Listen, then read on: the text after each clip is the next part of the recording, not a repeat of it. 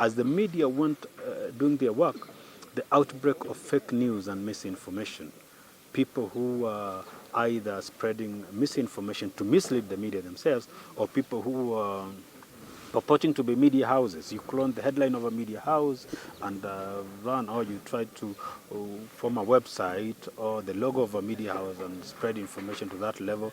Then it is up to the media house to move out and try to clarify, say that information is not from us, that has not been verified and all that. So if you look at those general challenges and the lack of infrastructure, the threats, ad hoc threats, we recorded a lot of threats, not nationally coordinated, but local offshoots of people who want to prevent access to information and media performance. When you look at those collectively, they make the work of the media difficult. Remember, we're talking about the media was already facing challenges, the ability to deploy, the limited resources, the lack of any support to the media to cover the election was a big challenge. Now then, when you have people chasing you around, or people trying to destroy your equipment or trying to harm the journalists, and then another bunch of people spreading fake news in your name, it's really a trying environment. And but I would say that the media did its job fairly well, and that there's always an area of improvement, especially if we reflect that the election ecosystem is changing fast. So the media should therefore also learn to move and adjust itself to that. The media should stick to reporting on the electoral processes, not attempting to do part of the electoral processes, like saying now we are going to count or tally.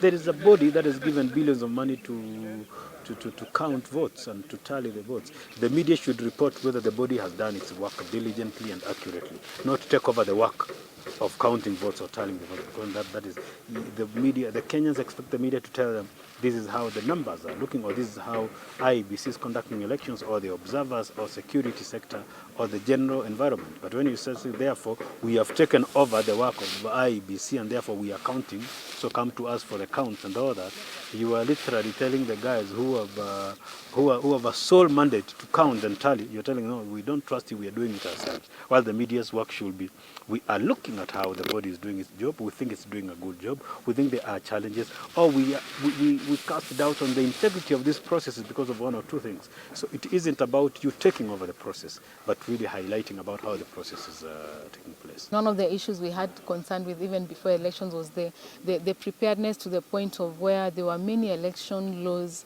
or election-related laws that were being passed in Parliament, or bills pending in Parliament, and there was minimal time for public to engage.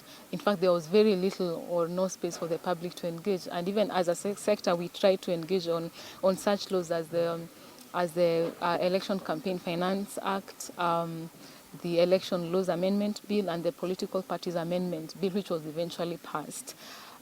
In this case, if we are concerned also about the role of political parties, and what does the passage of the Political Parties Amendment Act mean for citizens' engagement through the political parties, and also on issues of multi-partyism.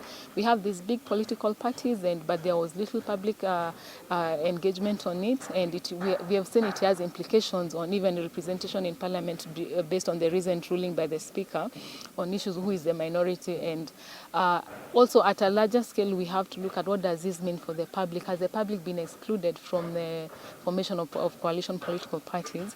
Also of interest is the issue of the untested election laws, the Campaign Finance Act, and it's a role that is supposed to be implemented by the IBC, and we saw that it is yet to be implemented. And then amendments came, even the law was effected. That means there's a lot that needs to be looked at. How do we keep the political parties and candidates accountable on how they are spending, and knowing that the political campaigning can be used for can be used to corrupt the process, the electoral processes, which also again will infringe on Article 81 of the Constitution on the free and fairness in the terms of is there improper influence, is there corruption in the election process. And this also touches on the use of public resources. We may not be able to know if we don't have a monitoring mechanism that is supposed to go to the IBC. For the first time ever in the history of all the elections and the performance of the police, we exceeded expectations. And this is not just because we just woke up and performed well. We put in so much work. It is the planning we put in right from the last general elections, the kind of partnerships we put in, working together with all parties across, and that's why you can see me here with the media, who are part of the journey. We learned lessons from the past elections, knew where we went wrong, and then sat down and came up with a mechanism of how to go forward. So it's all about partnerships, the support we got from Kenyans, and then the engagements we had with all the stakeholders, freely sharing all the information that we had, the kind of peace messaging campaigns we had, just those kind of discussions. But then for the misses, of course, there might be here one or two issues. There's nothing much. For example, during my speech, I mentioned very well that picking up the media, for example. Before, we used to have those kind of conflicts all the time. This time we had none. You'll be told that, even the general deaths, around the election period, there was none. So there's very little misses. But then, of course, should there be anything, you can learn from it and move forward. We really focused on democratic policing ideals, and that got into the training. We trained our officers, told them we are going into these elections as the servants of the people. You are going to aid the IBC, and you have to be responsive to all the issues. So that's basically the framework that we used this time around, going there as a supporting agency, at the same time as the servants of the people, and going there. That's why you could see that most of the police officers, they were actually, apart from even giving the security, they were there aiding the people, showing them where to go and vote, where to line, and those kind of general information. So that's the approach we took. And it was based on these democratic policing ideals, the respect for human rights, and respect for all other people. An election period. We take cognizance of the fact that a free and fair election is not only about the freedom to vote and the knowledge of how to cast that vote, but engage in a meaningful public debate, which is a precursor of informed choices at the ballot. Hence the important interrelation between the media and... For me to manage to appreciate that, I need to allude to your role so that I can manage to analyze on the same. It was evidenced by the numerous airtime opportunities that were provided to the candidates.